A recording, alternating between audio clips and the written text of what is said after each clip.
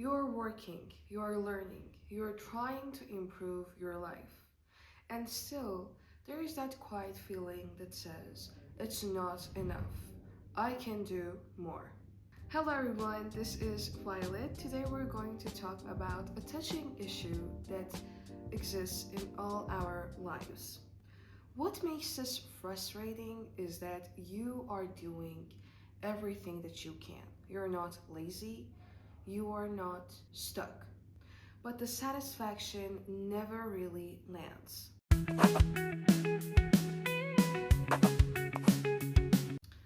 I have dealt with this through every stage of my life, whether it was about my school, working, or personal development.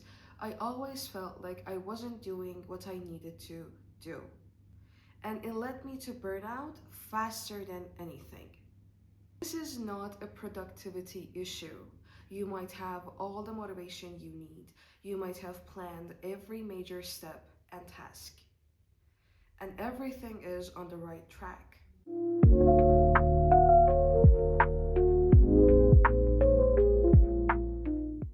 It's not because you need better habits or another system. Most of the time, it's something deeper. One reason you never feel enough is that the goalpost keeps moving. You reach one level and immediately raise the bar.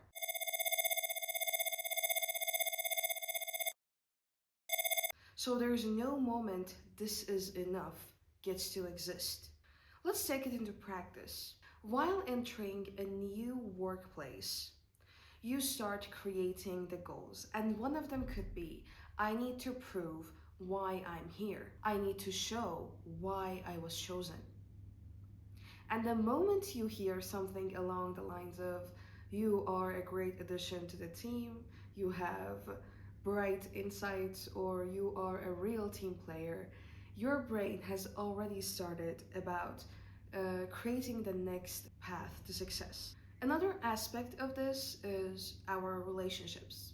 For example, if you have started dating someone and maybe you are just getting to know each other, and you start overthinking, and every scenario in your head either leads to a dead end or a fairy tale.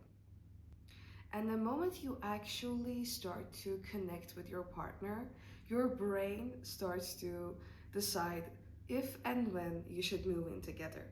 Who decided that we need to rush through life to feel like we were doing enough? Because certainly it's wrong. Achievement without closure creates emptiness. You're always chasing your next version without acknowledging the current one.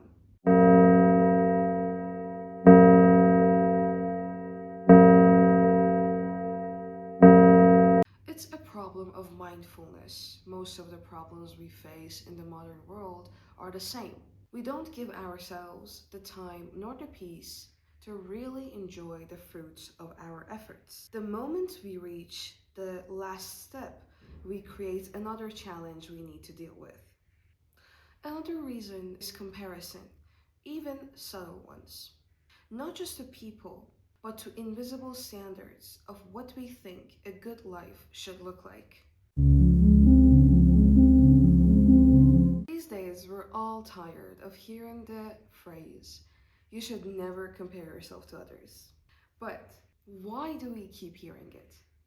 The first reason is we always see the end product and we don't know, feel, or see the struggle that went into creating that end product. The second reason is, which is related to the first one, we don't know the science behind comparison. But to understand why comparison messes us so badly, it helps to think like a scientist.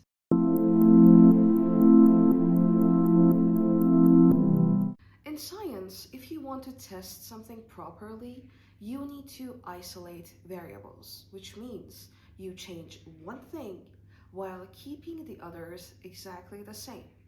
But when we start to compare our lives to others, we do the exact opposite. We compare outcomes. while ignoring different backgrounds, timing, resources, energy levels, personalities, or goals. It's like running an experiment where everything is different and blaming yourself at the end for getting different results. That's not data, that's noise. When you measure yourself against external standards without isolating what actually matters for your life, you'll always conclude that you're behind, even when you're not. When your worth is measured externally, no amount of effort will feel internally enough. If your sense of value comes only from effort, then rest feels like failure, and being content feels impossible. You have to go back and sit with those feelings of not feeling enough. You should be able to uncover the reasons and bring them to the surface.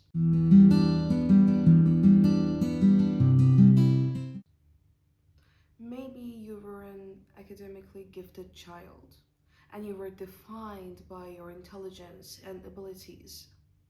It wasn't adequate to just be present, you had to excel.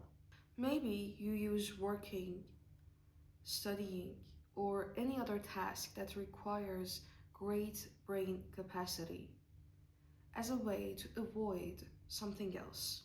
Something is too much, too uncomfortable, too painful, too vague to deal with. So instead, you shift the anxiety from the real reason to other aspects. But remember, these are just theories.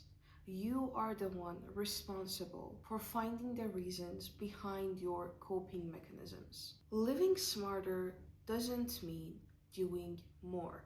A lot of us know how to push ourselves. We know how to work harder, try longer, and stay disciplined.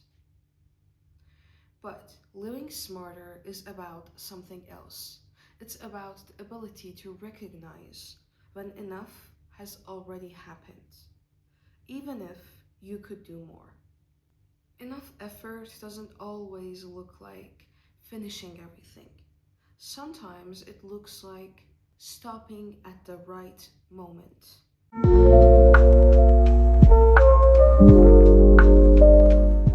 Instead of exhausting yourself just to feel worthy. Because when it's only defined by exhaustion, you'll never feel satisfied, just empty. Enough progress means you moved forward in a way that respects your limits. Not fast, not perfect, just honest.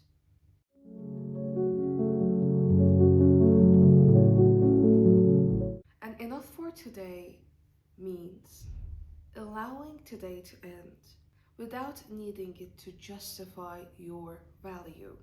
When you learn to define enough from inside instead of borrowing it from expectations and comparison, that constant pressure starts to loosen. Try this. At the end of the day, name one thing you did well, not productively, but humanly. Something that didn't move you forward, but grounded you. There are days that I plan to do all of my tasks after work: coding, content planning, reading my book, lesson plans, editing, and so many other things. I do move them forward consistently, but consistent doesn't mean 40%, 2 hours, 3 tasks every day. Consistent for me means there are days that I do it for 20 minutes or I accomplish one task, and there are days that I do it for hours or I reach a milestone. And actually, some days I postpone it altogether. Even if the progress is 1%, it still means that it's moving forward, and that is enough for me. And it happens without me resenting that task, that goal, or myself even for sacrificing my time and my energy. You don't feel not enough because you're failing. You feel it because you forgot to stop and recognize yourself along the way. Remember, you're doing it all for your future version, but they won't be able to enjoy it if they're exhausted all the time. If this resonated, you're not alone. And if you want to live smarter, this channel is for you. Thank you everyone for watching. That's it for today, and take care until next time.